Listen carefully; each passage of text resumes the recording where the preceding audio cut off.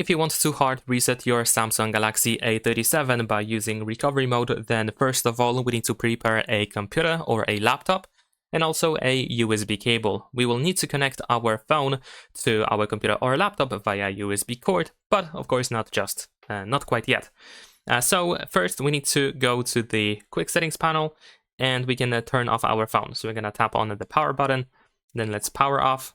There we go, and let's wait for the phone to completely shut down. Once that is done, you will need to connect your phone to your computer, and once you do so, immediately after that, press and hold the power and volume up buttons. So press and hold both of these buttons at once you connect. There we go, and keep holding until you open the recovery mode. This shouldn't take too long. There we go. Now I'm gonna unplug the cable since it is no longer needed. And in here we can navigate in this menu by using volume buttons. So we can use volume up or down to choose a different option. And then in here we need to choose wipe data / factory reset, and of course confirm by using the power button.